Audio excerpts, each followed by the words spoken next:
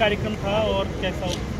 सबको बिजली, निर्बाध बिजली और पर्याप्त बिजली, सस्ती बिजली का संकल्प उत्तर प्रदेश सरकार का है और उसी के तहत हमने बड़ी संख्या में पूरे प्रदेश भर में ट्रांसमिशन के ट्रांसफार्मर, ट्रांसमिशन के सब स्टेशन नए बनाए हैं, क्षमता वृद्धि की है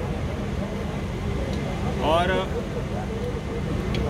उसका लाभ हमारे 33/11 के सब स्टेशनों को मिले, ये भी हमारी सरकार की प्राथमिकता में है। तो यहाँ जो हमारा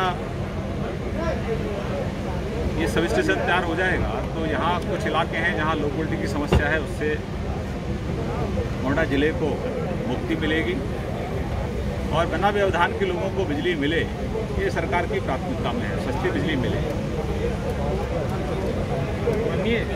सर पहले तो आपको जन्मदिन की हार्दिक शुभकामनाएं। जन्मदिन की ढेर सारी शुभकामनाएं आपको। आज जन्मदिन है आपका। मैंने आपको कहा कि फीडर पर सरकार रोस्टर के अनुसार बिजली पहुंचा रही है और मुझे बड़ी खुशी है कि कल यानी कि 30 तारीख को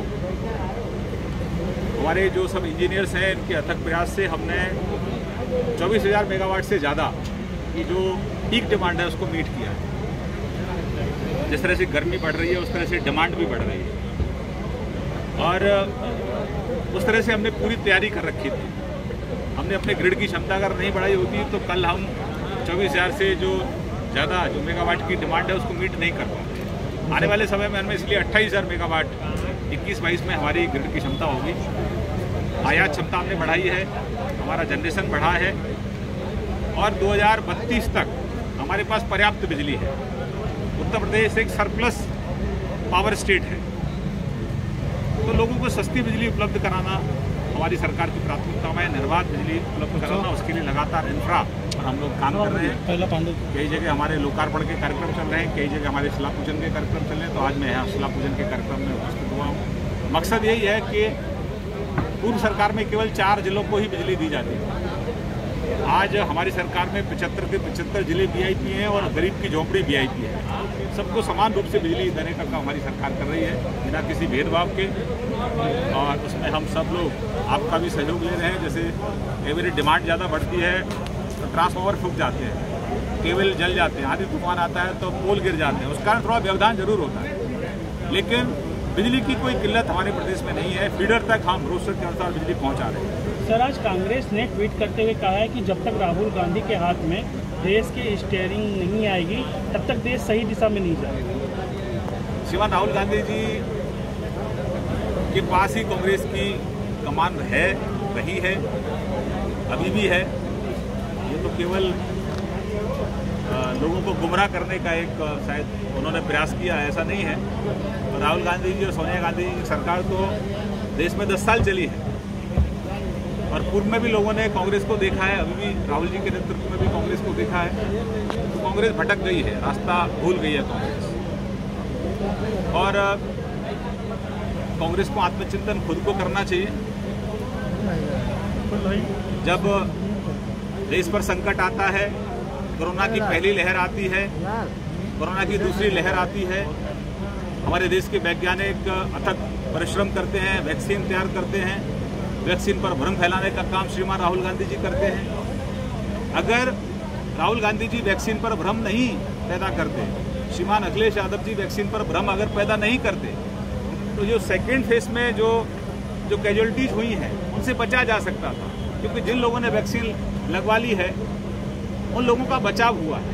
क्योंकि इस कोविड में अगर कोई कारगर अगर कोई दवा है तो वो वैक्सीन है। जिन लोगों ने वैक्सीन लगवा ली है उनको गंभीर संक्रमण नहीं हुआ है। और मैं तो आपसे अपील करूंगा कि अभी कोविड गया नहीं है, कोविड हमारे आसपास ही है।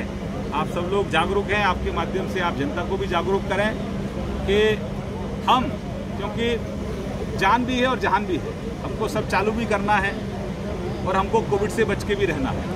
इसलिए सब मैं आपसे भी अपील करता हूं कि सब काम होते भी रहे, लेकिन कोविड के जो नियम हैं उनका भी अनुपालन होता रहे, उनका उल्लंघन ना होता रहे। तो कांग्रेस अपने जो उसने कर्म किए हैं उसी का कांग्रेस को फल मिल रहा है।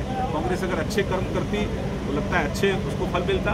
तो राहुल गांधी जी लगातार आपदा पे भी राजनीति करते रहे हैं और अभी भी राजनीति कर रहे हैं। एक तरफ कोरोना पे जितनी राजनीति विपक्ष के लोगों ने की शायद उचित नहीं था, सबको मिलकर कोविड को परास्त करना था, लेकिन विपक्ष ने कभी सहयोग नहीं किया। और लेकिन उसके बावजूद भी जनता के आशीर्वाद से, वैज्ञानिकों के अथक परिश्रम से हम लोग अपनी भारतीय वैक्सीन हमारी बनी और आज प्रयास कर रहे हैं कि सबसे ज़्यादा अधिक संख्या में जो वैक्सीनेशन का जो अभियान है वो दुनिया से कहीं तेज गति से हमारे देश में चल रहा है।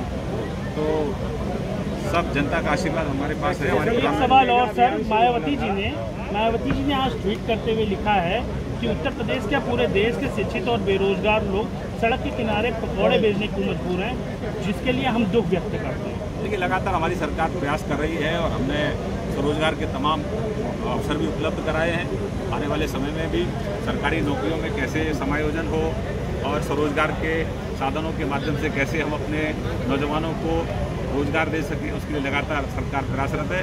लेकिन टीका टिप्पणी लोकतंत्र में सभी लोग करते हैं, तो टीका टिप्पणियों पर कोई ज़्यादा टीका टिप्पणी करने का कोई औचित्य नहीं है। आज से वैक्सीनेशन का मेगा अभियान चल रहा था, लेकिन लाखों सेंटर आज बंद किए गए। वैक्सीनेशन की प्रयास है कि सभी केंद्रों पर पर्याप्त मात्रा में वैक्सीनेशन पहुँचे, उसके लिए एक क्रम भी बना हुआ है और कई जगह कमी भी आ रही है, लेकिन जहाँ कमी है उसको भी हम पूरा करने का प्रयास कर रहे हैं।